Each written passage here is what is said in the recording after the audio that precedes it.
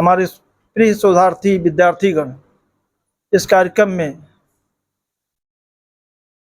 आप सभी की उपस्थिति महत्वपूर्ण है, इसलिए आपका भी मैं स्वागत करता हूं। चूंकि कार्यक्रम ऑलमोस्ट थोड़ा सा विलंब हो रहा है, मैं सीधे आदरणीय विभागाध्यक्ष सर को आमंत्रित करता हूं, सर को पुष्प देकर सम्मानित करने के लिए संपूर्ण विभाग की तरफ से।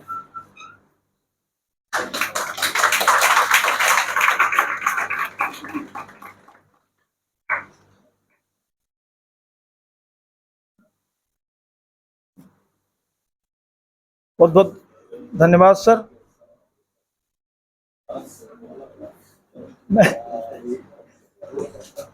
मैं इस कार्यक्रम में अपने मंचासीन अतिथियों, मुख्य अतिथि का स्वागत के लिए आदरणीय विभागाध्यक्ष प्रोफेसर विनोद कुमार सिंह सर को सादर आमंत्रित करता हूं स्वागत उद्बोधन के लिए।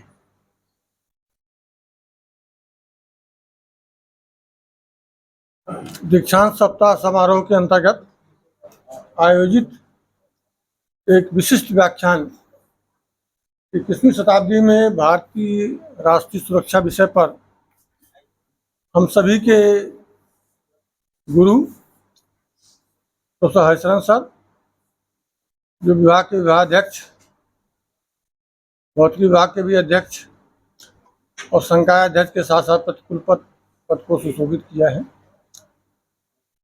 राष्ट्रीय सुरक्षा के संदर्भ में माना जाता था कि एक आंतरिक सुरक्षा हो जाए और एक बाह्य राष्ट्रीय सुरक्षा को ही पहले मानक के रूप में लेते थे, पहलू दो ही थे। लेकिन 21वीं शताब्दी में राष्ट्रीय सुरक्षा के कई पहलू देखने को मिलते हैं। आंतरिक बाह्य के साथ साथ फूड सिक्योरिटी है, इन्वायरमेंटल सिक्योरिटी है, साइबर सिक्योरिटी है, या इस तरह से बहुत सारे इसके पहलू हैं। इन सभी अनछुए पहलुओं पर आज हमें प्रोफेसर हरिशरण सर का वक्तव्य सुनने को मिलेगा और हमारे खास करके जो शोधार्थी हैं और जो यूजी और पीजी के विद्यार्थी हैं, उनके लिए बहुत ही महत्वपूर्ण यह विषय है। तो मैं बहुत लंबा इस पर न बोल करके मैं चाहता हूं कि संचालक महोदय समय को बर्बाद न करते हुए सीधे मुख्य वक्ता को आमंत्रित करने का करें, जिससे कि बच्चों को जो विषय की जानकारी संदर्भ में मिले वो जल्दी से जल्दी मिले।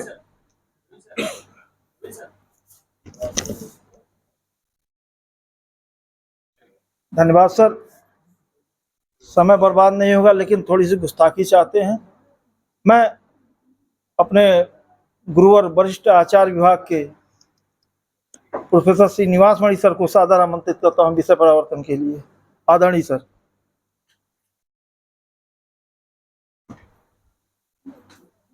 के मुख्य वक्ता आदरणीय हरिशरण सर, विभागाध्यक्ष professor Vinod Kumar Singh sir, professor Harsh Kumar Sinha sir और सभागार में उपस्थित हमारे अन्य सहयोगीगण और छात्रगण, आज दीक्षांत सप्ताह के अंतर्गत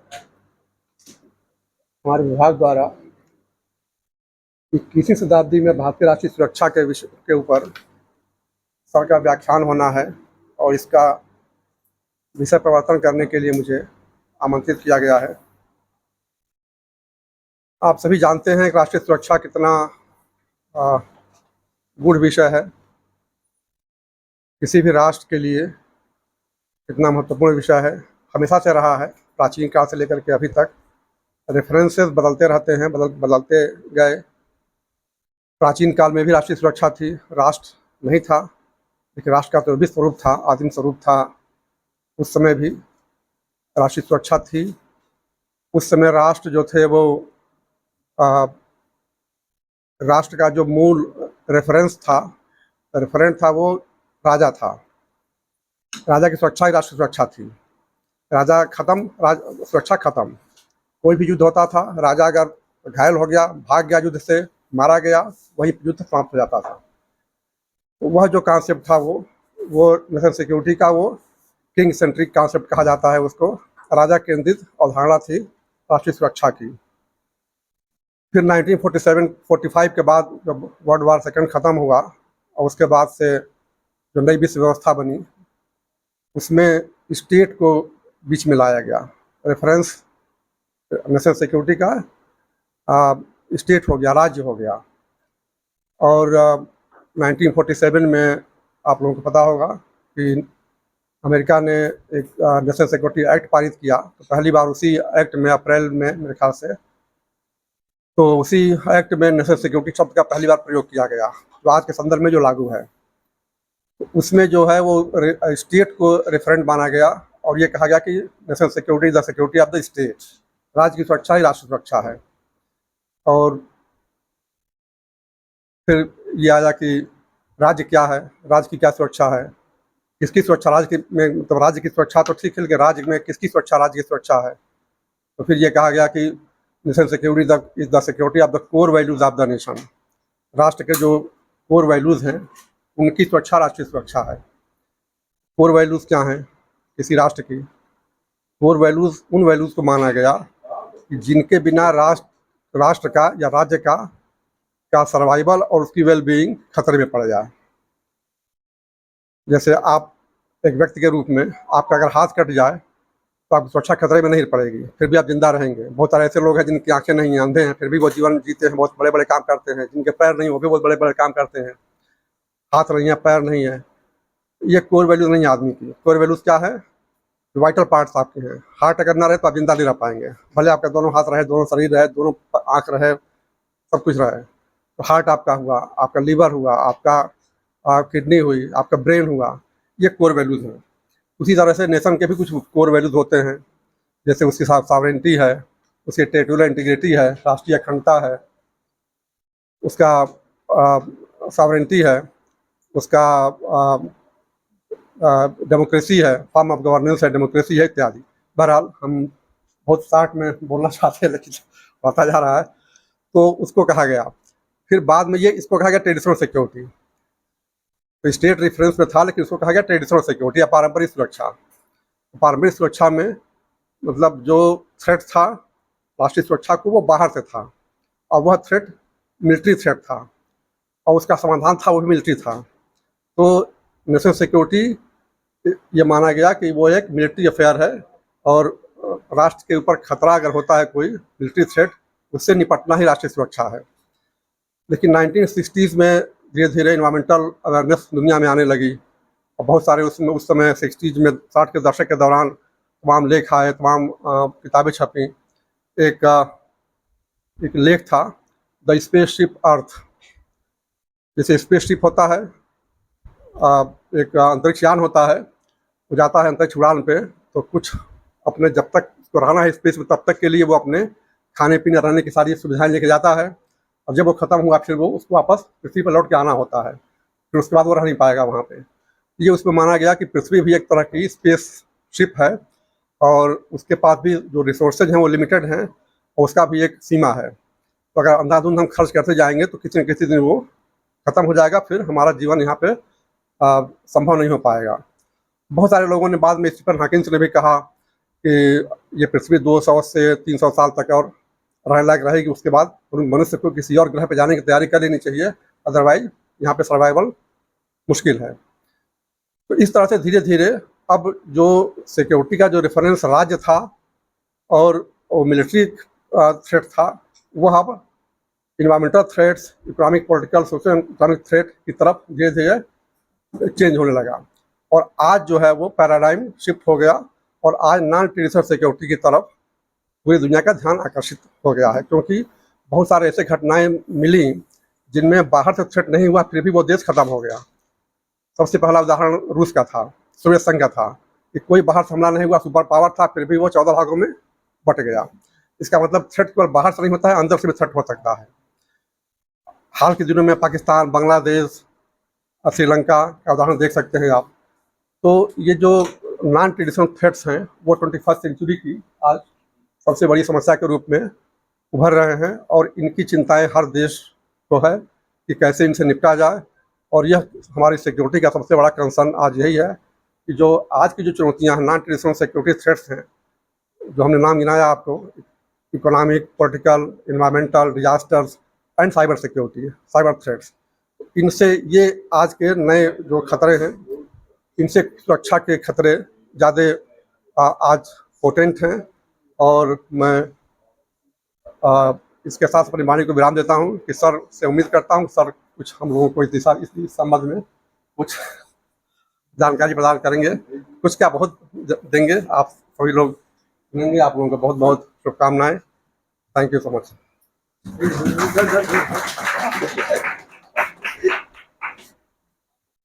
बहुत बहुत धन्यवाद आदरणीय गुरुवर का। आपने सुरक्षा के सभी पहलुओं को रेखांकित किया। अब मैं आज के मुख्य वक्ता हम सबके गुरुवर, जिनके उद्बोधन से आप सभी लाभान्वित होंगे, ऐसा मुझे पूर्ण विश्वास है, मैं सादर आमंत्रित करता हूं आदरणीय गुरुवर प्रोफेसर हरिशरण सर को।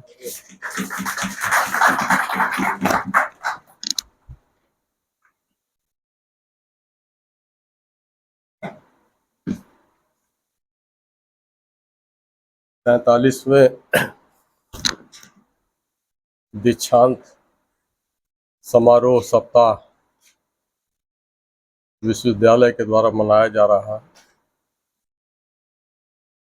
उसी के अंतर्गत आज इस रक्षा एवं स्ट्रैटेजिक विभाग के तत्वाधान में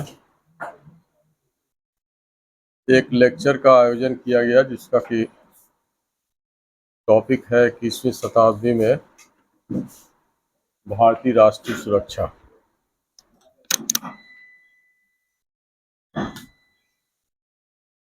आज के इस दिन इस कार्यक्रम में, इस व्याख्यान में उपस्थित हमारे विभाग के सभी आचार्यगण, विभागाध्यक्ष महोदय प्रोफेसर विनोद कुमार सिंह जी तथा सभी शिक्षकगण एवं शोध छात्र एवं छात्राओं,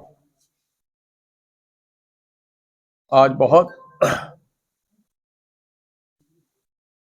इस बात से सुकून हुआ कि जो साल, मेमेंटो और तमाम चीजें दी जाती थी लाद के 4-6 माला, उन सब के जगह पर ये आ गया 20-25 साल के बाद जो है, ये एक बहुत साधारण तरीके से स्वागत करके, पहले दिल्ली वगैरह में ऐसे ही होता था, बहुत अच्छा लगता था। हम लोगों के यहाँ जो मुख्य प्रोग्राम होता था उसमें 1-2 घंटे तो साल पहनाने में लग जाते थे, और जो मुख्य वक्ता रहता था वो अंत में 10 मिनट में जब सब लोग जाने लगते थे। तो ये ऐसे ही एकेडमिक प्रोग्राम्स में ऐसे ही होना चाहिए कि बहुत सिंपल इंट्रोडक्शन, ज़्यादातर लोग जानते हैं कि कौन आ रहा है, कौन बोलेगा, क्या है। यहाँ तो लोग सब हमारे ही हैं, कोई बाहरी इसमें है भी नहीं। तो ये बहुत ही सुखद है कि एक परिवर्तन आए। ये ठीक है, बहुत सिंपल, उसमें बहुत भारी उसमें बना के साल, और फिर एक माला नहीं 10-10, 20-20 माला। आज का विषय जो है, आप लोगों ने राष्ट्रीय सुरक्षा, भारतीय राष्ट्रीय सुरक्षा, बिल्कुल भारतीय राष्ट्रीय सुरक्षा पर ही रखना चाहिए, क्योंकि भारत और राष्ट्र और देश हमारे से बढ़ के कोई भी चीज़ नहीं है। और बहुत इम्पोर्टेंट चीज़ ये है कि राष्ट्रीय सुरक्षा क्या है, और 21वीं शताब्दी में राष्ट्रीय सुरक्षा शुरू से रही, जैसा अभी आपको मणि जी ने बताया, धीरे धीरे, लेकिन अब उन सब चीज़ों का केवल रेफरेंस लिया जा सकता है। अब 21वीं शताब्दी के 2024 में हम लोग रह रहे हैं, चीज़ें बहुत तेज़ी से बदली हैं। मतलब पोस्ट कोल्ड वॉर पीरियड में 1991 के बाद से, 90-91 के बाद से चीज़ें और कॉन्सेप्ट और मीनिंग, रेलिवेंस सब बदला है, और उन बदली हुई परिस्थितियों के साथ ही सारे जितने भी प्रमुख देश हैं उनको अपने चीज़ों को लाइन अप करना पड़ेगा, तभी हम इस बदले हुई परिस्थिति में ठीक तरीके से आगे बढ़ सकेंगे। 2024 चल रहा है और इस शताब्दी में भी बहुत दिन बाकी है खत्म होने में। छोटे से छोटे देश और बड़े से बड़े देश का यही एक उद्देश्य है कि किस तरह से हम अपने देश को आगे बढ़ाएं। देश को आगे बढ़ाने का क्या मतलब है कि देश तो एक जियोग्राफिकल बाउंड्री का है, उसमें केवल मुख्य रूप से उसमें रहते हैं नागरिक, उस देश के नागरिक, और जितनी भी राष्ट्रीय सुरक्षा और इससे संबंधित चीजें हैं वो सब किसके बेटरमेंट और इम्प्रूवमेंट के लिए किया जा रहा है, देश के नागरिकों के लिए। अब नागरिक को हटा लीजिए, देश में कुछ नहीं है, ये जमीन का कोई इंपॉर्टेंस नहीं है, इस बाउंड्री का भी कोई इंपॉर्टेंस नहीं, नागरिकों को हटा ले, नागरिकों का वेलफेयर सबसे ऊपर। और राष्ट्रीय सुरक्षा एक ऐसा समग्र कॉन्सेप्ट है, एक बहुत विशाल कॉन्सेप्ट है कि जिसमें सारी चीजें आ जाती हैं और सारी चीजों का प्रभाव किसके डेवलपमेंट में पड़ता है, इन नागरिकों के स्टैंडर्ड पे पड़ता है, इनके ग्रोथ पे पड़ता है, इनके डेवलपमेंट पे पड़ता है। तो जितनी भी चीजें राष्ट्रीय सुरक्षा से संबंधित हम कहते हैं, चाहे वो एक्सटर्नल सिक्योरिटी हो चाहे इंटरनल सिक्योरिटी, चाहे ट्रेडिशनल हो चाहे नॉन ट्रेडिशनल सिक्योरिटी चैलेंजेस हो, चाहे वो अपने कंट्री के वाला हो, प्रॉप चैलेंजेस हो या रीजनल चैलेंजेस हो चाहे इंटरनेशनल चैलेंजेस हो, लेकिन ये सारी चीजों का प्रभाव जो पड़ता है वो हमारे डेवलपमेंट और ग्रोथ पे पड़ता है। और उसी से हमारे देश के जितने भी या किस भी कंट्री के देश के जितने भी नागरिक हैं उनके जीवन लाइफ का स्टैंडर्ड क्या है, ये चीज ज्यादा इम्पोर्टेंट है। और इसी के लिए सारे देश स्ट्रगल कर रहे हैं। सेनाओं का और फोर्स का या मिलिट्री पावर का तो डेवलपमेंट और कंस्ट्रक्शन इसलिए किया गया है कि जिससे कि हमारे जियोग्राफिकल बाउंड्री जो हमको मिली हुई है उसको कोई बदल ना दे, उसको बगल बगल के जो देश हैं उसको प्रभावित न करने, उसके लिए हमारी मिलिट्री फोर्सेस लगी हुई। लेकिन आज बहुत से छोटी चीजें हैं जिसका कि प्रभाव देश के ऊपर, जैसे कहा जाए कि महंगाई, इसका राष्ट्रीय सुरक्षा पर बहुत बुरा असर पड़ता है। ये एक ऐसा एलिमेंट है जिसका कि राष्ट्रीय सुरक्षा के ऊपर बहुत बुरा प्रभाव पड़ता है। कैसे प्रभाव पड़ेगा महंगाई से?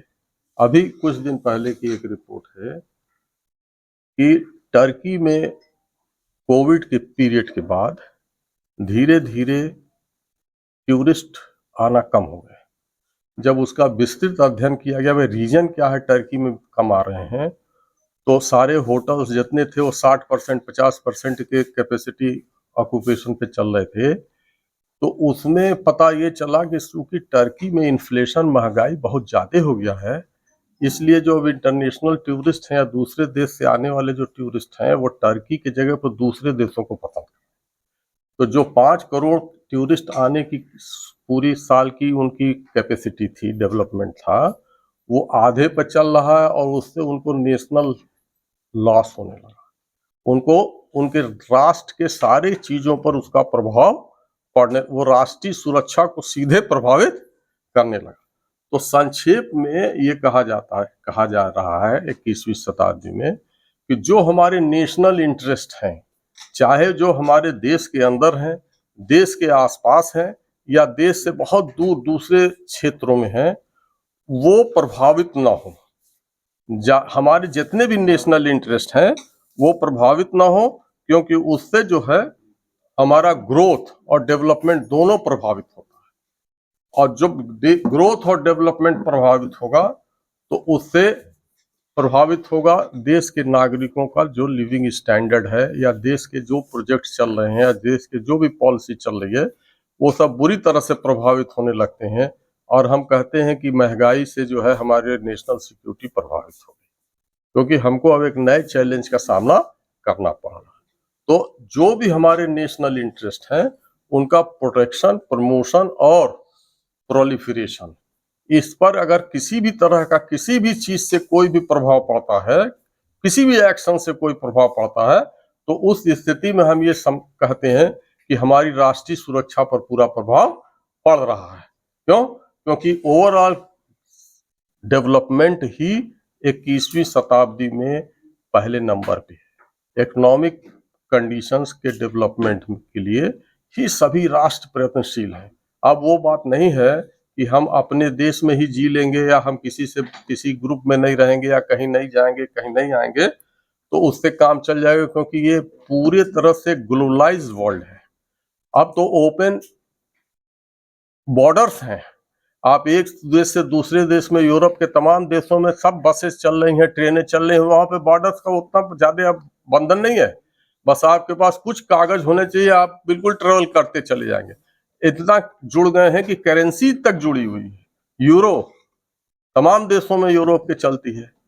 तो ऐसे में जब ग्लोबलाइज वर्ल्ड है और free flow of man, material और मनी है, कहीं से कहीं जा रहा है, आप नहीं जान सकते या कोई भी जल्दी ट्रेस नहीं कर सकता कि ये रुपया कहाँ से कहाँ गया, कहाँ से किस कंपनी से गया, कहाँ से कहाँ, तमाम चीजें नहीं लिंक आती हैं कि इंडिया से रुपया गया बाहर, बाहर से गया मॉरिशस से गया दूसरे कंट्री में घूम के इंडिया में। तो आजकल का इन्वेस्टमेंट की जो हम लोगों की ओपन पॉलिसी चल रही है, मार्केट की ओपन पॉलिसी चल रही है, उससे बिल्कुल हम अलग नहीं कर सकते। जो रीजनल कॉम्प्रिहेंसिव इकोनॉमिक ये ऑर्गेनाइजेशन बना, चाइना ने बनाया, 15 देश उसमें शामिल है, उसमें हम क्यों नहीं शामिल हो सके?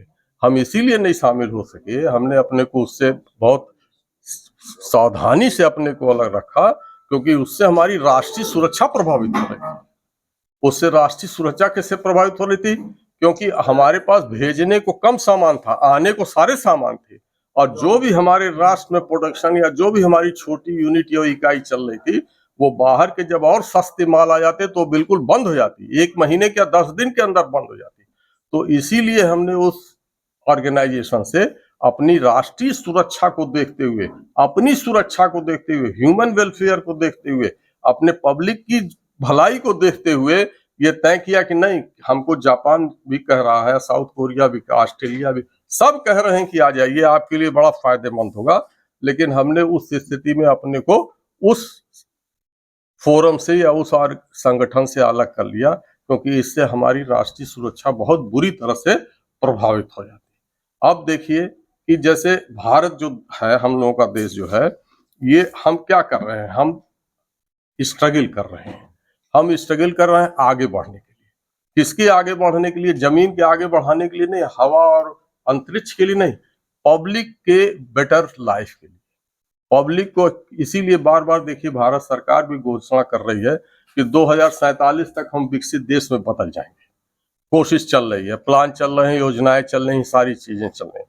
तो विकसित देश में बदल जाए मतलब क्या है कि जो आज के समय में हमारी जनता को जो फैसिलिटी मिल रही है, जो उसकी कंडीशन है या जो भी उसकी आर्थिक स्थिति है, वो 2047 में जाके इससे बहुत अच्छा हो जाएगा, इससे बहुत बेटर हो जाएगा। एक समय में था कि लोग पूछते थे, बहुत से देश में, बहुत से फोरम में, बहुत से जगहों पर इस बात होती थी कि कैसे ये देखा जाए और कैसे ये समझा जाए। बहुत से ऑर्गेनाइजेशन से जो रेटिंग करते हैं, बहुत से ऑर्गेनाइजेशन से जो स्टडी करते हैं कि किस देश की नेशनल सिक्योरिटी की क्या कंडीशन है, वहाँ पे ह्यूमन राइट्स की क्या कंडीशंस हैं, वहाँ पे और दूसरी चीजें कैसी हैं।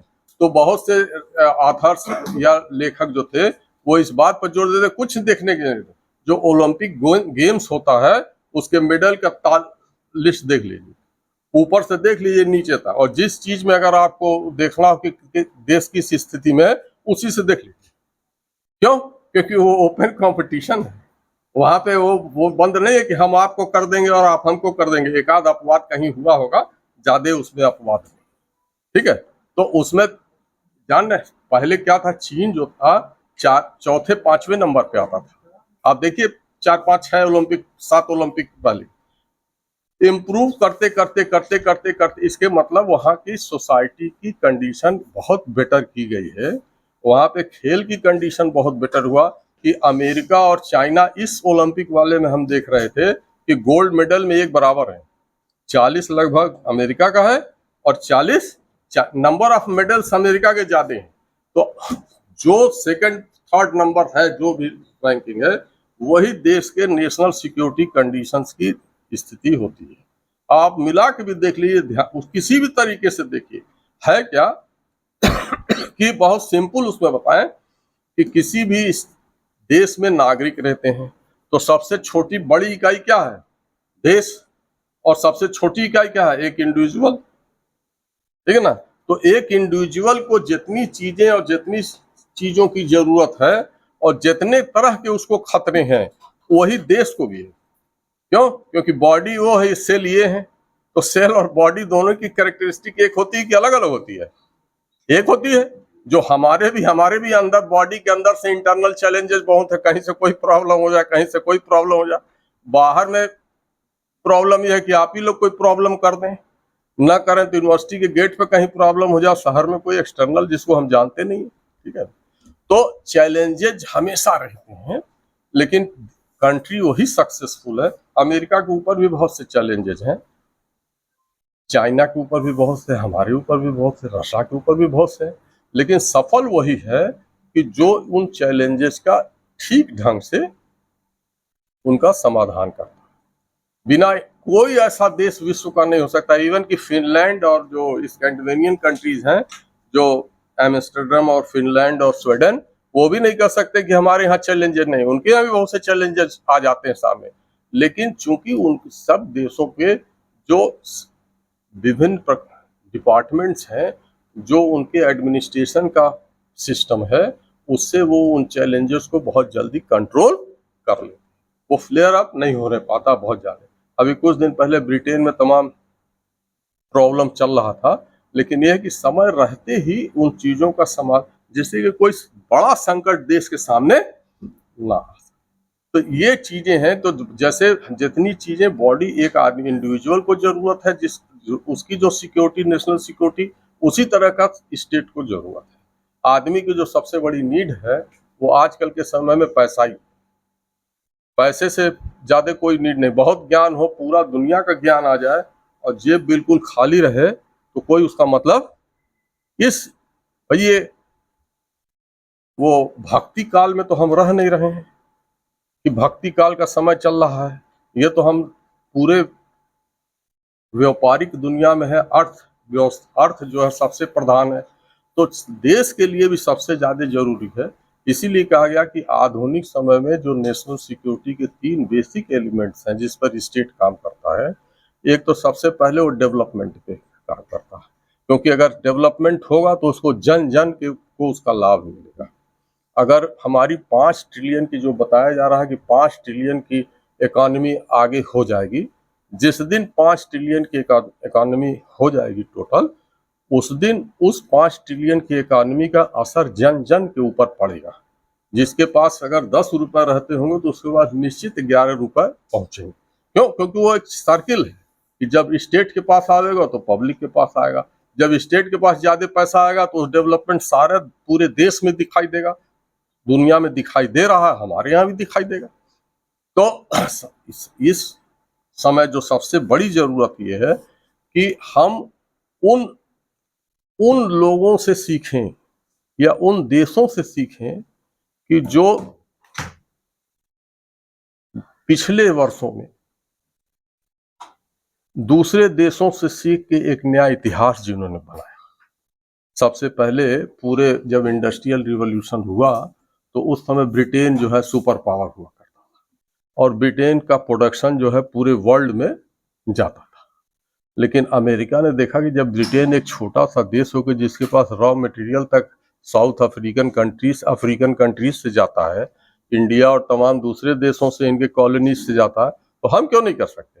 तो 1960, 1860, 61 और 65 की जो अमेरिकन सिविल वॉर था, जब उसके बाद वो ऑर्गेनाइज्ड हुए फॉर्म में, तो उन्होंने मैसिव इंडस्ट्रियलाइजेशन शुरू किया, प्रोडक्शन शुरू किया और इतना बड़ा प्रोडक्शन का स्ट्रक्चर खड़ा किया कि जिसको कि देखने के लिए जापान के लोग जाते थे जब, तो आश्चर्यचकित रहे, इतना मास प्रोडक्शन, इतना प्रॉस्पेरिटी। उसके बाद और दूसरे देशों के लोग जाते थे, चीन के लोग जाते थे, इंडिया से लोग जाते थे, तो समझते थे नहीं, इन्होंने एक मिरेकल किया है, इतना बड़ा स्ट्रक्चर खड़ा कर दिया है कि अब इसके सामने ब्रिटेन की कुछ चलने वाली आगे नहीं है। वो पीसफुल डेवलपमेंट करते रहे और प्रोडक्शन का उन्होंने एक नया सिस्टम शुरू किया कि जो दुनिया में ये जो modern system of assembly line है, असेंबली लाइन का जो कॉन्सेप्ट है, ये फोर्ड में ही शुरू हुआ था सबसे पहले, फोर्ड व्हीकल में, क्योंकि ये अलग अलग लेके बैठ के गाड़ी ठोकने की जरूरत नहीं है, एक बेल्ट पे गाड़ी को आगे बढ़ाओ और वो असेंबली लाइन कही गई उसको, वो चलता जाएगा और उसमें फिटिंग होता जाएगा और अंत में सामान बहुत आसानी से बन के कंप्लीट होकर निकल जाएगा। उसी पे आज पूरी दुनिया का आज भी चल रहा है, वो अलग अलग एक एक यूनिट पे नहीं चल। तो जब वर्ल्ड वॉर फर्स्ट शुरू हुआ तो अमेरिका ने सप्लाई दिया सामानों का, बेचा कस के, दुनिया में जरूरत हुई। उसके बाद वर्ल्ड वॉर सेकंड में उसने फिर सप्लाई दिया, आर्म्स और मनी दोनों का। साथ ही साथ इस आश्वासन भी दिया कि अगर जरूरत पड़ेगी तो हम आ भी जाएंगे, तो आ भी गया अंत में। ठीक है, लड़ाई को खत्म कराने में 1942 के बाद से, जब से अमेरिका ने उसमें एंट्री किया, पर्ल हार्बर के बाद जब इंटर हुआ, तो लड़ाई उसने एलाइड पावर के फेवर में समाप्त करवा दिया। तो उसके बाद के समय में अमेरिका, ब्रिटेन का नाम ही हट गया और पूरे पावर और सुपर पावर के रूप में लोगों ने अमेरिका को और यूएसएसआर को एक्सेप्ट किया पूरी दुनिया में। चीन भी देखता रहा। चीन ने कहा नहीं, ये खाली बात से कि हम कॉन्सेप्ट से आप नेशनल सिक्योरिटी को इम्प्रूव नहीं कर सकते, ये आपके पास तमाम तरह के कॉन्सेप्ट हैं, विचारधारा है और ये अवॉइड नहीं कर सकते, ये दूसरी चीज है। इसमें आपको उसी रास्ते से चलना पड़ेगा कि जिस रास्ते से दूसरे देशों ने अपने को बदला है। तो उसमें ये चीन भी देखता रहा। तो चीन के जब शुरू में 1978 से पहले जितने भी इंडस्ट्रियलिस्ट और जितने भी राजनीतिक अमेरिका वगैरह जाते थे, ये एक एक फैक्ट्री, एक एक प्रोडक्शन लाइन और एक एक यूनिट्स को देख के दंग रह जाते थे कि अरे इस टाइप का मास प्रोडक्शन, इस तरह का डिसिप्लिन, इस तरह से चीजों का रिसर्च एंड डेवलपमेंट, हर मंत्रालय के रिसर्च एंड डेवलपमेंट के अपने अलग यूनिट्स थे। और एजुकेशन सिस्टम का इतना बढ़िया डेवलपमेंट, हॉस्पिटल सिस्टम का इतना बढ़िया। तो चीन ने कहा ठीक है, पिछले 100 सालों में हमारी बड़ी बर्बादी हुई है, और वो सही भी बात है कि दुनिया में सबसे पिछले 100 साल में 1970 से लेके पीछे 1870 के बीच, 1875 से 1975 तक के बीच में चीन के जनधन की बहुत नुकसान हुआ। जितने चाइनीज मारे गए और जितना नुकसान चीन का हुआ, आप देख लीजिए किसी भी देश में उतने लोग नहीं मारे और न उतना नुकसान ही हुआ। फिर उन्होंने 1978 में अपनी पॉलिसी बदली और बदलने के बाद उन्होंने कहा नहीं, हम इनसे बड़ा प्रोडक्शन का सिस्टम डेवलप करेंगे। और वो चेंज हो गया कि जितनी भी चीज़ों का प्रोडक्शन हो रहा है चाइना में, वो बहुत बड़े मास स्केल पे पूरे ग्लोब को वो कैटर कर रहे हैं, पूरे ग्लोब को कैटर कर रहे हैं। अमेरिका में तमाम चीज़ें जाती हैं, यूरोपियन यूनियन में तमाम चीज़ें जाती हैं, ब्रिटेन में तमाम चीज़ें आती हैं, हमारे यहाँ बहुत तमाम चीज़ें आती हैं। क्योंकि अब वो चीज़ नहीं है कि अगर हम जहाज का प्रोडक्शन कर रहे हैं तो उसके तमाम सिस्टम का भी डेवलपमेंट कर रहे हैं, तार भी बना रहे हैं।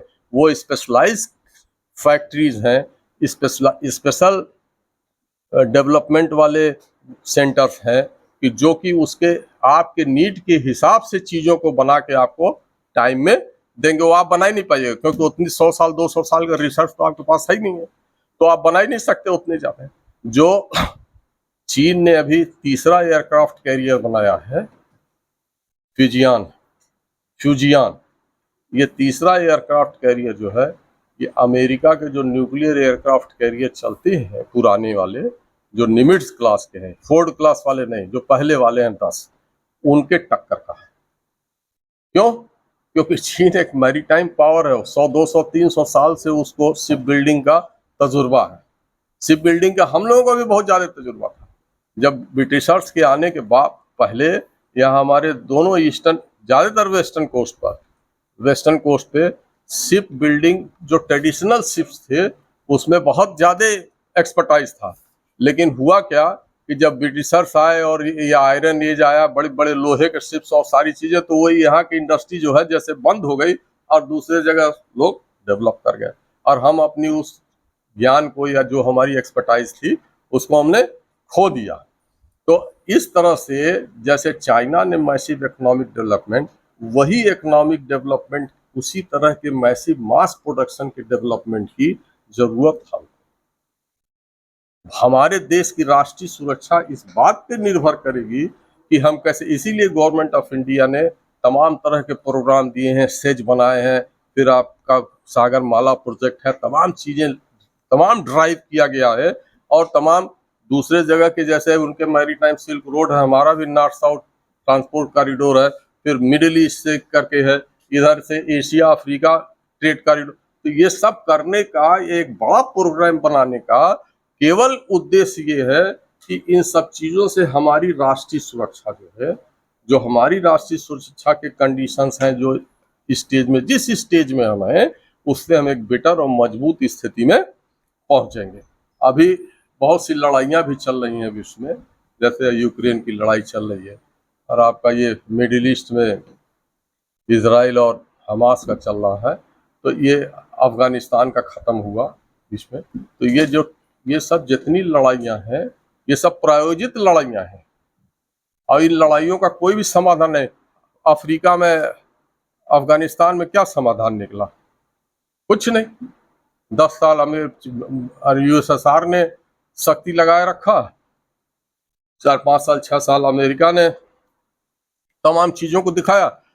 2 चीजों के लिए ये चीजें होती रहती हैं, जितने ये एशियन कंट्रीज हैं और ये आपके अफ्रीकन कंट्रीज हैं, इसमें एक तो जो पावर प्रोजेक्शन, अमेरिका जब कहीं इराक को बम्बार्डमेंट कर गया और CNN उसको दिखाया गया है, चमकता गोला जा रहा है, उधर से गिर रहा है, तो इन सब से ये पता चलता है, पूरे दुनिया को पता चलता है कि इनकी पावर प्रोजेक्शन की क्षमता क्या है। बाकी लोग तो देख ही रहे हैं, सब साइंटिस्ट तो है नहीं समझ जाएंगे कि गोला सही जा रहा है या कहीं और का दिखाया जा रहा है, ठीक है ना। तो उसमें ये पहली चीज तो ये है। दूसरी चीज ये कि जो जितने वीपन सिस्टम का डेवलपमेंट होता है, वो यही फ्रंट लाइन कंट्रीज ऊपर की जो 5 हैं, इनके पास ही वीपन्स का ट्रेड है, जिसमें अब 5वें नंबर पर चीन भी पहुंच गया है, ठीक है। तो जो भी हथियार आज विकसित किए जाते हैं, इनकी मैक्सिमम लाइफ 15 साल, 2-3 साल के बाद इसको अपग्रेड किया था। अपग्रेड का भी एक लिमिट है, ऐसा नहीं है कि इसको अपग्रेड करते करते 100 साल लगा देंगे, ना, वो 15 साल के बाद इसको उठा के रिप्लेस करना पड़ेगा न्यू सिस्टम से। क्यों? क्योंकि उनका रिसर्च एंड डेवलपमेंट से चीजें बहुत तेजी से बदल रही हैं, आगे बढ़ रही हैं। तो ये वीपन्स जाएंगे कहाँ? तो अभी जो हम लोगों के यहाँ हमारे प्रधानमंत्री कह रहे हैं कि युद्ध किसी भी समस्या का समाधान नहीं है, ठीक है, तो सही कह रहे हैं। तो किस समस्या का समाधान बताइए? हमास चला जाएगा कि लेबनान चला गया कि सीरिया चला गया कि अरब इजराइल चले गए?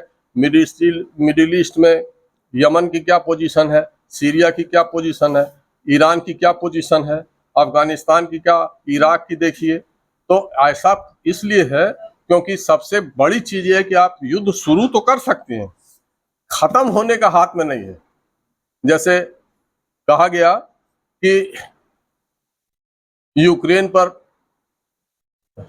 रसा ने अटैक किया, वो बड़ा पावर है, यूक्रेन छोटा है, अरे 10 दिन 5 दिन में बिल्कुल ध्वस्त कर देगा प्लांट। अरे लड़ाने वाले चाहिए, पूरा नाटो अमेरिका के सारे वीपन्स लगे हुए हैं, अंदर से सप्लाई मिल रही है, जब तक ये देते रहेंगे तब तक वो लड़ता रहेगा, पैसा खाना सब चीजें मिल रही हैं।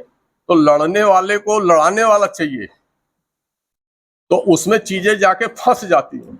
अब जैसे रसा की फंस गई हालत, तो अब वो कभी जा रहे हैं नॉर्थ कोरिया की तरफ, कभी जा रहे हैं चीन की तरफ, उधर भी लगे हुए हैं कि ना किसी भी शर्त पे हम पीछे नहीं हटेंगे। इतना बड़ा पावर हट जाएगा तो फिर पूरे विश्व में कितना नाम होगा ये खुद ही जानते हैं। तो इसलिए आज के समय में वाकई युद्ध से कोई समस्या का समाधान, किसी भी युद्ध से किसी भी देश की जनता के लाइफ में या उनके लिविंग स्टैंडर्ड में कोई परिवर्तन नहीं हुआ है, सिवा हाँ, लेकिन ये है कि युद्धों ने एक नया रास्ता जरूर खोला है। जैसे कि आप लोग भी यही हैं और हम भी यही हैं। आप लोग आगे देखिएगा कि जब युद्ध समाप्त होगा तो नए यूक्रेन का जो रिकॉन्स्ट्रक्शन होगा वो पूरे यूरोप में देखने लायक। क्यों? क्योंकि वो सहे हैं, वो चीजों को उन्होंने गंवाया है, तो जब नया बनेगा, ऐसे यूरोप में भी हुआ। यूरोप द्वितीय विश्व में बिल्कुल जमीन पे गिरा हुआ था, कोई घर नहीं खड़ा थे, एक सड़क नहीं थी, एक ब्रिज नहीं थे, पूरा आइजनहावर जब उड़ के ऊपर से गया मॉस्को तो नीचे देखा तो कहा यहाँ क्या होगा, ये तो सब मैदान हो गया, ये सड़क शहर है, ये तो मैदान हो गए।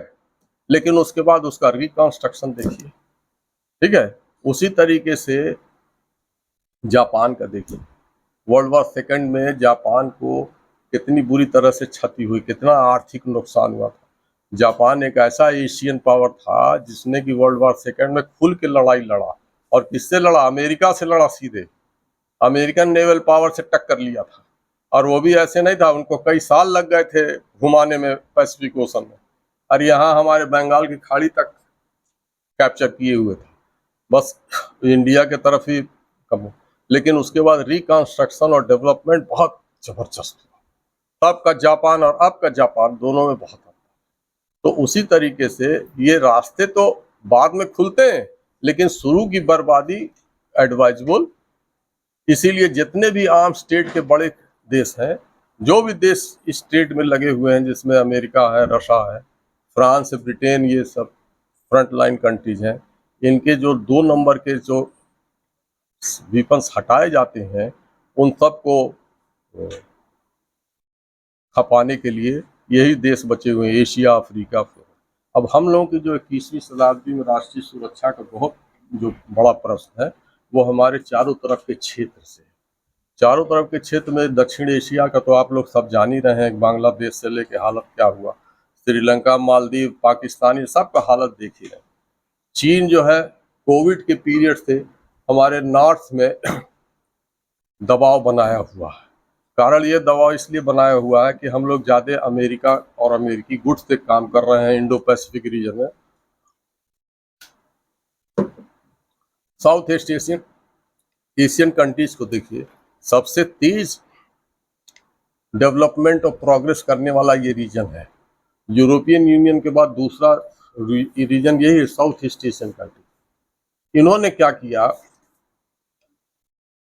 यूरोप ने क्या किया, और कि अपने देश को, जैसे हम लोगों के यहाँ है ताजमहल है, ज्यादा समय हो जाए बता दीजिएगा हमको भाई।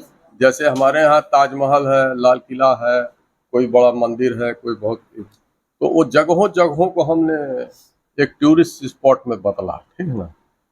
यूरोप ने पूरे देश को टूरिस्ट प्लेस में बदल दिया, पूरे देश को बदल दिया। आप सड़क पे खड़े हो जाएं, 100 किलोमीटर अंदर चल जाएं, 1000 किलोमीटर हाईवे पर चल जाएं, आपको सब सीन बिल्कुल नंबर 1 का मिलेगा। कारण ये है कि भाई हमको जो नंबर 1 पे जिससे आमदनी चल रही है वो स्मोकलेस इंडस्ट्री है। हर पब्लिक को पैसा मिलता है, उसमें धुआं नहीं निकलता, इसमें सामान नहीं बेचना है। करीब 25 से 26 करोड़ टूरिस्ट जो है इधर से उधर हो रहे हैं वर्ल्ड में साल में। ये इधर से इस कंट्री से उस कंट्री से घूमने जा रहे हैं। तो यूरोप ने कैप्चर किया, साउथ ईस्ट एशियन कंट्रीज ने भी कैप्चर कर लिया। इन्होंने कहा ठीक है, आप बदल सकते हो पूरे देश को टूरिस्ट प्लेस में, हम बदल देंगे। यही थाईलैंड से शुरू हो जाता है। और इन्होंने भी अपने को इंडोनेशिया सबसे इम्पोर्टेंट कंट्री है साउथ ईस्ट एशिया का, और सबसे ज्यादा टूरिस्ट को खींचता है। सिंगापुर, आज टूरिस्ट को, आज इन देशों से आप हटा लीजिए टूरिस्ट को, और ये टूरिज्म इंडस्ट्री को, इनके यहाँ बचेगा किस चीज का प्रोडक्शन? पॉपुलेशन कम होना, संस्थाओं का बहुत परफेक्ट होना, जो संस्था जिसको जो काम दिया गया वो बहुत परफेक्शन से काम कर रहा है, और चीजें बिल्कुल सजी सजाई, बिल्कुल सजी सजाई। ये नहीं कि आप इंडोनेशिया में घूम रहे हैं और रात में पुलिस पकड़ ले गई, ऐसा नहीं है, वो पकड़ ही नहीं सकती। क्योंकि वहाँ का सिस्टम ये है कि टूरिस्ट जो है उनके लिए, उनके देश को, उनके पूरे राष्ट्रीय सुरक्षा को बनाए हुए। तो कहने का मतलब ये है कि हमारे यहाँ, हम लोगों के यहाँ भी देश में कम टूरिस्ट नहीं आते, लेकिन ये है कि जितने टूरिस्ट की जगह हमारे पास है, जितना हम एकोमोडेट कर सकते हैं, उस हिसाब से हमको टूरिस्ट या टूरिज्म इंडस्ट्री लाभ नहीं दे पा रही। तो जैसे अब ये तो देख के ही न हुआ कि जब उन्होंने देखा, उन्होंने कहा अमेरिका को आप बना सकते हैं, तो अब चीन ने कहा हम भी बनाएंगे। उन्होंने एक सिस्टम डेवलप किया, और उनके यहाँ जो नेशनल कमिटमेंट है, उन्होंने अपने नेशनल कमिटमेंट से चीज़ों को एक बहुत बड़े उसमें, चीन इस समय हम लोगों के रीजन में ये सेंट्रल एशियन कंट्रीज में टूरिस्ट नहीं जाते हैं, सेंट्रल एशियन कंट्रीज में भीड़ नहीं जाती है, मिडिल ईस्ट कंट्रीज में टूरिस्ट नहीं जाते हैं, ये सब काम करने वाले जाते हैं। बहुत अब खींच रहा दुबई खींच रहा, बहरीन खींच रहा, ये सब खींच रहे हैं, लेकिन इनके पास भी उतनी बड़ी कैपेसिटी नहीं है। 1,50,000 में ही इनका सब भर जाएगा सेंटर, ठीक है। अफ्रीकन कंट्रीज में कोई टूरिज्म का स्पॉट नहीं है, साउथ अफ्रीका वगैरह हैं, लेकिन साउथ अफ्रीका से सटा हुआ कोई और देश नहीं है कि जहां टूरिस्ट घूम सकें ठीक से। यूरोप में तो एक लाभ है कि अगर आप एक देश में जाते हैं तो उसी खर्चे में 4 देश अगर बगल के और घूम लेंगे सब सटे हुए। तो सारी चीजों को देखते हुए कि जो इकोनॉमिक प्रॉस्पेरिटी है उसके लिए हर एंगल से मैरीटाइम सेक्टर को भी डेवलप करना पड़ेगा। हमारे पास मैरीटाइम के एसेट्स बहुत ज्यादा हैं, इतने ज्यादा एसेट्स हमारे पास हैं कि जो दूसरे देशों के पास उसके आधे भी नहीं है, लेकिन उन चीजों को हम उस तरह से चैनलाइज नहीं कर पाए हैं, और यही आगे के सालों में किया जाएगा। तब जाके 1947 में जाके हम एक विकसित देश के रूप में बदलेंगे, और उस विकसित देश की अवस्था में हमारी राष्ट्रीय सुरक्षा की स्थिति जो है, जो हम बहुत से इंटरनल प्रॉब्लम्स फेस कर रहे हैं, जितने भी अनरेस्ट के प्रॉब्लम है, ठीक है ना, ये हम वही बताए कि ये एक कर्म प्रधान, ये अर्थ प्रधान समय में हम लोग रह रहे हैं। हम लोग उसमें विचारों के प्रधान में कि भाई एक जगह जंगल में बैठ गए, साधना करके लगे तीनों लोग का दर्शन करने, वो अब ऐसा नहीं है, कहीं नहीं है। आप देख लीजिए, तो जो बता रहे हैं कि हम तीनों लोग का दर्शन कर रहे हैं वो कर नहीं रहे हैं, वो इधर उधर की बातें हैं। तो ऐसी स्थिति में कि जब हमको हमारे ऊपर 140 करोड़ जनसंख्या का भी प्रेशर है, तो जो लोग अपने यहाँ 2 करोड़ 3 करोड़ जनसंख्या को मैनेज कर रहे हैं, उनसे तो हम बहुत बड़ा चैलेंज, ये राष्ट्रीय सुरक्षा के लिए हमारे लिए एक और बहुत बड़ा चैलेंज है कि हमारी नंबर को अगर हम प्रॉपरली यूटिलाइज कर सकें तो ये चीज, ये ट्रांसफॉर्मेशन हो सकता है, बदलाव बहुत बड़ा संभव है। और बहुत जल्द ही जो है हम अपने एक घर को जो बनाए रहते हैं, जो लोग अपने घर को कितना साफ सुथरा अंदर से रखते हैं, ठीक है ना, रखते हैं कि नहीं रखते हैं, जरा सा धूल है लेके झाड़ू डंडा लगते हैं करने, इससे ज्यादा साफ जो है शहरों को रखा गया है।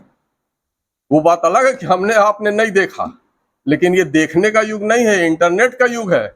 आप एक इंफॉर्मेशन को 10 एंगल से सेट करके समझ सकते हैं कि गलत है या सही है। अगर आप गलत को ही मानना पहले में तैयार हो जाएंगे कि नहीं यही सही है, ठीक है, तो कोई रोक ही नहीं सकता आपको। आप 10 तरीके से उसको वेरीफाई कर सकते हैं, और जब उस तरह की चीजें होंगी, जब जाके हम थोड़ा एक बहुत अच्छी स्थिति में आएंगे। और हमारी ये जितने प्रॉब्लम्स हैं, इन सब के प्रॉब्लम्स को ये 95% प्रॉब्लम अपने आप समाधान। अभी आप किसी भी आदमी को, किसी भी पढ़े लिखे यंग आदमी को, ठीक है ना, कोई भी पढ़ा लिखा यंग आदमी हो, उसको आप एक रिस्पेक्टेबल जॉब दे दीजिए 10 से 5 तक, वो देखिए किसी अदर एक्टिविटीज में जाता है।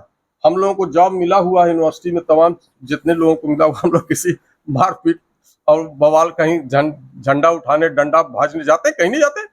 क्यों? क्योंकि हमारी अब रिस्पॉन्सिबिलिटी तो अब हम सेट हो गए। तो अगर इस तरह से चीजें आगे इम्प्रूव होंगी तो बहुत ही बड़ा चेंज हो सकता है। अब देखिए अफ्रीका का जो था, अफ्रीका में तमाम 54 कंट्रीज है। इस सब कंट्रीज में हमारी बहुत से ट्रेड रिलेशंस थे। अमेरिका तो नंबर 1 पे था, किसी नंबर पे हम भी थे, यहाँ से बहुत मैन पावर जाता था। ये जितने भी सोमालिया और इधर नाइजीरिया कंट्रीज लगे हुए हैं, इसमें जितने होटल और होटलिंग से संबंधित बिजनेस है, सब गुजराती लोगों के हाथ में। आप गुजरात से जाइए, देखिए सब उधर के ईस्ट अफ्रीकन कंट्रीज जो है कोस्ट वाले, इन सब में बसे हुए हैं। 100 साल 150 साल से बसे हुए, घर बना लिए, आते जाते रहते हैं। तो ये जब चीन ने टेक ओवर कर लिया और सारी इकोनॉमी जो है वो चीन की तरफ ओरिएंटेड हो गई, अमेरिका दूसरे नंबर पर चला गया, हमारे सामान का या हमारे ट्रेड का तो जो हाल हुआ वो हुआ ही लगभग लगभग समाप्त हो गया, तो उसमें लाभ किसको हुआ? लाभ हुआ पड़ोसी देश को। हम क्या कर रहे हैं कि जो सोमालिया, ये पायरेट्स वाला एरिया है, Gulf of Aden, coastal area, Somalia, ये सब जितना भी है, रेड सी जोन वाला है, इसमें हम 2008 से पेट्रोलिंग कर रहे हैं। एंटी पायरेसी पेट्रोलिंग में भारतीय लगे हुए हैं, भारतीय शिप लगातार लगा हुआ है, उसका एक पूरा हिस्ट्री। सारे जितने डेंजरस काम हैं उन सब काम को इंडियंस ने किया, इंडियन शिप ने किया, नेवल शिप्स ने किया। हम जो रेस्क्यू कॉल्स आते हैं वो 40-50 किलोमीटर पर अमेरिका का कोई शिप रहता वो नहीं जाता उसमें, वो 100 किलोमीटर से इंडियन शिप जाता रहता है। और इतना बढ़िया रेपुटेशन हमने वहाँ बना रखा है कि जितने भी पायरेट जब इंडियन झंडा देखते हैं ना जहाज पर, जान जाते हैं कि इंडियन पोत इस तरफ आ रहा है, तो भाग खड़े होते हैं या पकड़े जाते हैं या तो मिशन से ही भाग जाते हैं।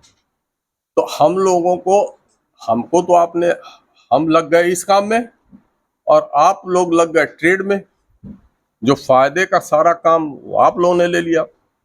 जब साउथ पूरा कंट्री, जो अफ्रीकन कंट्रीज थे, उस पर आपने इकोनॉमिक और वो सब कैप्चर कर लिया। इधर एशिया के और सेंट्रल एशिया से लगा, ये सब भाग निकल गए। सेंट्रल एशिया में बिजनेस क्या करिएगा, वहाँ की पॉपुलेशन ही बहुत कम है। वहाँ पर सारा माल चीन का और सारा माल यूएसएसआर का, पहले यूएसएसआर था, अब रशिया का फंस रहता है। पॉपुलेशन कोई बहुत बड़ी वहाँ की है नहीं। तो कुल मिला जुला के ये हुआ कि पूरे एशिया में जो भी हमारे जगह थे वो सब धीरे धीरे लोग तमाम कहते हैं कि चीन घेरता जा रहा था। वो कोई घेर और थोड़ी ना किसी को, ना हम किसी को घेरने जा रहे हैं। नेशनल इंटरेस्ट में वो अपने काम कर रहा है और वो हमारे खिलाफ सब हो रहा है। वो सारा जो वो बढ़ रहा आगे, हम पीछे हो जा रहे हैं। तो हमको भी एक अपनी स्थिति ऐसी बनानी पड़ेगी 21वीं शताब्दी में कि जिससे हम उन चीजों में इन्वॉल्व हो जिससे कि हमारी इकोनॉमिक कंडीशन बेटर हो। बिना इकोनॉमिक कंडीशन के बेटरमेंट के हमारा मिलिट्री डेवलपमेंट भी बहुत proper up to the mark नहीं हो पाएगा। क्यों? क्योंकि जो हम टैक्स और रेवेन्यू कलेक्ट करते हैं, उसी टैक्स और रेवेन्यू कलेक्शन में से 6 लाख करोड़ या 6 लाख कुछ करोड़ रुपया जो है डिफेंस पे खर्चा करते हैं। दूसरे देशों का डिफेंस एक्सपेंडिचर देखिए कितना ज्यादा है। तो अब हमको अगर ज्यादा मनी खर्चा करना होगा अपनी सुरक्षा, राष्ट्रीय सुरक्षा के लिए, तो जाहिर सी बात है कि हमको अपनी नेशनल इनकम या जो हमारा जीडीपी जिसको हम कहते हैं, 5 ट्रिलियन का हम लोगों का जीडीपी, इसमें 20 ट्रिलियन होना चाहिए, जो कि बगल के साथी का है। 5 ट्रिलियन की हम अब इकॉनमी बनाने जा रहे हैं। 5 ट्रिलियन की इकॉनमी की तो अमेरिका में एक कंपनियां हैं। एक कंपनी क्या 5-6 कंपनियां ऐसी हैं जो 5 ट्रिलियन की इकॉनमी से ज्यादा उनके पास एसेट्स है जितना उनका वर्क है। तो उतना नहीं, लेकिन इस चीज की तरफ जो हम बढ़ रहे हैं, जो 2047 की तरफ बढ़ रहे हैं, या जो अभी बढ़ रहे हैं 5 ट्रिलियन, फिर 10 ट्रिलियन, फिर 7 ट्रिलियन, फिर 10 ट्रिलियन, कुछ प्रोजेक्शन बताया भी गया है कि 2047 तक इतने ट्रिलियन तक हो जाएगा। तो अगर उतने ट्रिलियन तक नहीं भी पहुंच पाया तो जहां भी तक पहुंचेगा तो एक बेटर स्थिति होगी। और ऐसी स्थिति में हम अपने देश के अंदर की समस्याओं का, जो कि हमारे राष्ट्रीय सुरक्षा को प्रभावित करते हैं, साथ ही साथ जो रीजनल हमारे सिक्योरिटी चैलेंजेस हैं, रीजनल सिक्योरिटी चैलेंजेस में कोई रीजनल सिक्योरिटी चैलेंज नहीं है। मानने के लिए तो हम नेपाल से भी डर जाएं तो बात अलग है। नेपाल को समाप्त कर नहीं सकते, ठीक है, कि उसको समाप्ति कर दें एकदम से। केवल एक चैलेंज है चीन। चीन जो है वो बहुत बड़ा चैलेंज है हमारे लिए। वो चैलेंज नहीं है, पूरे विश्व के लिए चैलेंज इसलिए है कि वो ग्लोबल सिस्टम को बदल रहा है। अमेरिका की 2 चीज़ों में मोनोपोली थी, एक इकोनॉमिक पावर, एक मिलिट्री पावर। तो मिलिट्री पावर में तो उसको नहीं बदल सकते, क्योंकि उसका जो डेवलपमेंट है, जो उसके जो हाई एंड टेक्नोलॉजी और कोर डेवलपमेंट वाले जो उसके अपने चीज़ें हैं, उसको ये नहीं पा सकते। तो ये उनको इकोनॉमिक उसमें फिगर्स में सेकंड नंबर पर पहुंचा चुके हैं और आगे भी पहुंचा देंगे। क्योंकि वो अब उस तरह से उनका सप्लाई या उनका सिस्टम वर्क नहीं कर पा रहा है। उन्होंने इनके लिए छोड़ भी दिया है और इस बात को स्वीकार भी कर लिया है कि इंटरनेशनल सिस्टम जो चल रहा है, कोऑपरेशन, स्ट्रेटेजिक पार्टनरशिप और डायलॉग, ये 3 जो पिलर्स हैं वो अमेरिका ने भी कह दिया है कि हमें चीन का हम सामना थोड़ी ना कर सकते। कई बार कहा, उनके प्रेसिडेंट ने भी कहा और मिनिस्टर ने भी कहा कि हम चीन की हम कोऑपरेट कर सकते हैं, डायलॉग कर सकते हैं। और स्ट्रेटजिक कोऑपरेशन तो हमारा है नहीं, क्योंकि हमारी स्ट्रेटजिक डेवलपमेंट के फील्ड अलग हैं, इनके डेवलपमेंट के फील्ड अलग हैं। लेकिन ये है कि आगे के साल में हमको भी इन्हीं चीज़ों को बहुत ज़्यादा मोबिलाइज करना पड़ेगा। एक तो कोऑपरेशन, दूसरा स्ट्रेटजिक पार्टनरशिप, ये बिल्कुल किए हुए हैं, तमाम देशों के साथ है। अब खोजना पड़ेगा कि किस देश के साथ हमारा स्ट्रेटजिक पार्टनरशिप नहीं है। और तीसरा जो है डायलॉग अभी भी कहा जा रहा है कि युद्ध समाधान नहीं है, लड़ाई झगड़े से कोई समाधान नहीं हुआ। वर्ल्ड वॉर सेकंड के बाद से आप बताइए कि कौन सा लड़ाई से कौन सा समाधान बिल्कुल क्लियर हो गया? कुछ नहीं हुआ। अंत में हुआ क्या कि सारे वीपन्स वगैरह के खत्म होने के बाद, आदमियों के मरने के बाद, इकोनॉमिक लॉस के बाद, जो छोटा मोटा कुछ इधर उधर हुआ उसी पर संतोष करके वापस। अरे जब वियतनाम से अमेरिका हट गया बिना किसी लाभ के, अफगानिस्तान से अमेरिका जैसा पावर ऐसे भागा रात में जैसे कि किसी 4 लड़कों में लड़ाई हो, एकदम से भाग जाए लड़के निकल के। बताया भी नहीं, अपने सहयोगियों को भी नहीं बताया कि हम कल जा रहे हैं। सामान उठा लिया तो इन लोगों को अपने आप ही पता चल गया कि गए हो। कौन बताने जाए इनको? अच्छा, इनकी हिम्मत भी नहीं है कि उससे कहें कि हमको आपने बताया नहीं, क्या कहने जाएंगे? सारे रिलेशन तो उनसे जोड़ के बैठे हुए। तो ये जो आपकी राष्ट्रीय सुरक्षा है, ये इसके लिए सबसे नंबर पे है कि आप ह्यूमन डेवलपमेंट और वेलफेयर के लिए जितना ज़्यादा संभव हो सके उतना ज़्यादा सरकारें प्रयत्न कर रही हैं। और उसके लिए सबसे पहला नंबर इसीलिए डेवलपमेंट का है। दूसरे नंबर पर दिया गया कि मिलिट्री फोर्सेस, क्योंकि बिना मिलिट्री फोर्सेस को भी बॉर्डर्स हैं, शत्रु देश हैं, तो मिलिट्री फोर्स तो हटा नहीं सकते। और तीसरे नंबर पे जो है वो प्राकृतिक आपदाएं हैं, डिजास्टर मैनेजमेंट। डिजास्टर भी जो है वो किसी आदमी के काम करने के लिए नहीं है और किसी संगठन के लिए, एनजीओ के लिए नहीं है कि एनजीओ काम कर रहा है डिजास्टर में, वो अपना करते रहें। वो स्टेट की प्राइमरी ड्यूटी है कि किसी भी आपदा के समय अपने नागरिकों की सुरक्षा करे, उनके सुरक्षा वेलफेयर से संबंधित जो भी काम होंगे, रिकंस्ट्रक्शन से संबंधित जो भी काम होंगे वो काम करें।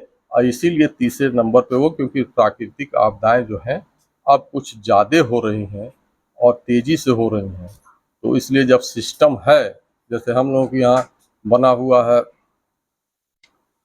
नेशनल डिजास्टर मैनेजमेंट अथॉरिटी बना हुआ है, तो जहाँ जहाँ भी छोटे बड़े डिजास्टर हो रहे हैं तुरंत तत्काल कार्रवाई हो रही है।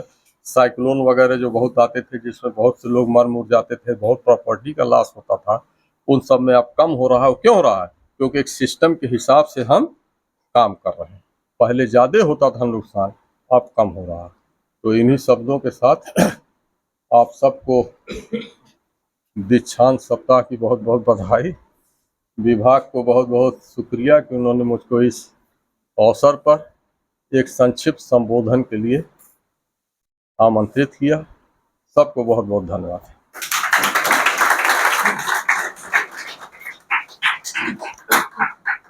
बहुत बहुत धन्यवाद आदरणीय गुरुवर। जैसा मैंने पूर्व में आप सभी से कहा था कि ऐसा हमें आशा नहीं पूर्ण विश्वास है कि सर का उद्बोधन आप सभी के लिए बहुत उपयोगी होगा। राष्ट्रीय सुरक्षा के विषय पे सर ने जो पैरामीटर बताए आपको कि धन, विकास, डायलॉग, इंफ्रास्ट्रक्चर, बड़े सारगर्भित तरीके से सर ने आप सभी को और सामान्य बोलचाल की भाषा में अपना उद्बोधन दिया। जैसा कहा भी जाता है, किसी राष्ट्र की सुरक्षा के पहले 3 पैरामीटर तय किए जाए तो फर्स्ट, सेकंड, थर्ड अगर देखा जाए तो वो मनी मनी मनी, तीनों पे एक ही। ये सबसे महत्वपूर्ण है आर्थिक विकास। एक बार पुनः आदरणीय गुरुवर आज के मुख्य वक्ता सर को बहुत बहुत धन्यवाद, आभार। आपका आशीर्वचन हम लोगों को ऐसे ही निरंतर मिलते रहेंगे। इसी आशा के साथ मैं इस कार्यक्रम के अगले सोपान पे इसे आज के दूसरा कार्यक्रम है विभाग में आभार ज्ञापन के लिए अपने आदरणीय गुरुवर पूर्व विभागाध्यक्ष वर्तमान में एडमिशन सेल के director professor Harsh Kumar Sinha sir को सादर आमंत्रित करता हूं आभार ज्ञापन के लिए। आदरणीय सर।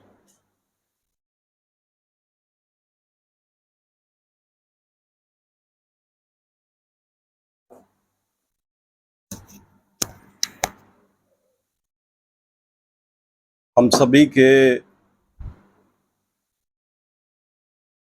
पूज्य गुरु और विश्वविद्यालय में एक लंबे समय तक विभिन्न प्रशासनिक पदों का निर्वहन करने वाले आदरणीय प्रोफेसर हरिशरण सर, विभागाध्यक्ष प्रोफेसर विनोद कुमार सिंह जी, सभी आदरणीय शिक्षक बंधु, प्रिय विद्यार्थियों, हम लोगों ने अभी पिछले 40-50 मिनट में एक बिल्कुल नए ढंग का राष्ट्रीय सुरक्षा पर भाषण सुना है। और नए ढंग का मैं इसलिए कह रहा हूं क्योंकि आपने भी सुनते समय ऐसा महसूस किया होगा कि जब हम लोग नेशनल सिक्योरिटी के बारे में बातचीत करते हैं तो एक फिक्स्ड फ्रेमवर्क की बात करते हैं जिसमें ज़्यादा बड़ा हिस्सा मिलिट्री सेंट्रिक सोच से गवर्न होता है, कुछ हद तक और जिसको हम लोग एलिमेंट ऑफ नेशनल सिक्योरिटी के तौर पर पहले से पढ़ते आए हैं उससे हमारी समझ बनती है। लेकिन सर ने अपना जब भाषण शुरू किया तभी इस बात की प्रस्तावना रख दी थी कि समय बहुत तेजी से बदल रहा है और बदलते समय में कैसे सारी चीजें आर्थिक वजहों से कंट्रोल हो रही हैं और कैसे कैसे कोई देश या कोई भी जो निकाय है वो अपने आप को आर्थिक शक्ति के बूते कितना प्रभावशाली बनाता चला जा रहा है और विश्व का समीकरण सत्ता का बदलता जा रहा है। उसका आपने उदाहरण चीन और अमेरिका की राइवलरी के जरिए दिया। तो उस अर्थ में देखा जाए तो नेशनल सिक्योरिटी के एक बिल्कुल नए डायमेंशन को और विस्तार से समझने का आज के लेक्चर के जरिए हम लोगों को ये मौका मिला। पूरी दुनिया में अर्थ केंद्रित भू राजनीति अब प्रभावी हो चुकी है और हम सबके जीवन में भी ऐसा ही हो चुका है। बहुत सारी चीजें जिसको हम लोग पहले से मान लेते थे कि वो हमारे लिए सहज उपलब्ध हैं, अब हम उसकी कीमत चुका रहे हैं। और जब किसी भी चीज की हम कीमत चुका, जैसे उदाहरण के लिए जब तक आप लोग भाषण सुन रहे थे हमने 30-30 ml के 2 पानी के बोतल 12 रुपए कीमत के कंज्यूम किए। हमारे चिंतन में ये 12 रुपए का पानी 1 घंटे में कभी था नहीं और आज से पहले भी नहीं था। आज के बाद होगा क्योंकि मैंने उस पर गौर किया। हो सकता है कि आने वाले दिनों में हम लोग ऑक्सीजन के लिए, हो सकता है शुद्ध हवा के लिए, इस तरीके की चीजें, कौन लोग हैं जो इन बेसिक एमिनिटीज को भी चेंज कर रहे हैं किसी तरह से आर्थिक रूप से अपने ताकतवर होने में आपको कमजोर करने में। जब हम पर्सनल लेवल पर इस चीज को समझेंगे तो देश और दुनिया के लेवल पर अपने आप समझ में आने लगेगा। उन्हीं सारी चीजों की तरफ सर ने आज संकेत किया है और ये आई ओपनर एक लेक्चर था जिसको आप लोगों ने, मैं समझता हूं कि आप लोगों ने बहुत ठीक से सुना होगा।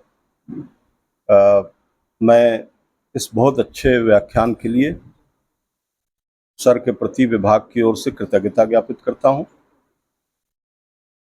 आज जैसा प्रवीण जी ने बताया कि आज दीक्षांत सप्ताह समारोह में ये दूसरा कार्यक्रम था और 43वें दीक्षांत समारोह में किसी भी विभाग द्वारा सबसे ज्यादा अगर कार्यक्रम प्रस्तावित किए गए हैं वो डिफेंस एंड स्ट्रेटेजिक स्टडीज़ की तरफ से किए गए हैं और मैं इसके लिए विभागाध्यक्ष को बधाई देता हूं और पूरे विभाग जिसमें हम सब शामिल हैं, हम लोग इसके लिए गौरव का अनुभव करते हैं। आप सबने इस व्याख्यान का आनंद लिया होगा, ऐसा मैं ऐसी उम्मीद करता हूं। और जो सूत्र और संकेत सर ने हम लोगों के लिए छोड़े हैं, इसको हम लोग अपने अलग अलग तरीके से बढ़ाएंगे, क्योंकि आप लोगों ने एक किस्सा सुना होगा राजा अनंग पाल के हाथी का। तो राजा अनंग पाल ने अपने दरबार में एक हाथी बुलाने से पहले सारे विद्वानों की आंख पर पट्टी बांध दी और कहा कि स्पर्श करके बताइए कि ये क्या है। तो किसी ने उसके पैर का स्पर्श किया और कहा कि ये तो कोई स्तंभ लग रहा। किसी ने पूंछ छुआ, उसने कहा ये कोई रस्सी है। किसी ने सूंड और दांत छुआ, अलग अलग तरीके से किया। राष्ट्रीय सुरक्षा भी एक इसी प्रकार का विषय है जिसके बहुत सारे संभव डायमेंशंस हो सकते हैं। आज की तारीख में जो सबसे ज्यादा इम्पॉर्टेंट डायमेंशन है उसके विषय में सर ने चर्चा की है और एक बार फिर से मैं इसके लिए उनके प्रति आभार व्यक्त करता हूं। आप सबका बहुत बहुत धन्यवाद।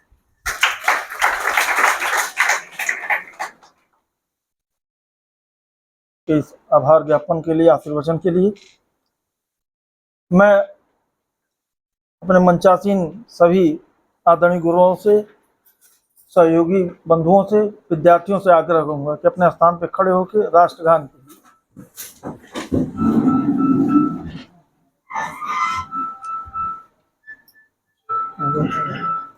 जनगण मन अधिनायक जय हे भारत भाग्य विधाता, पंजाब सिंध गुजरात मराठा द्राविड़ उत्कल गंगा, विंध्य हिमाचल यमुना गंगा, उज्जल जलधि तरंगा।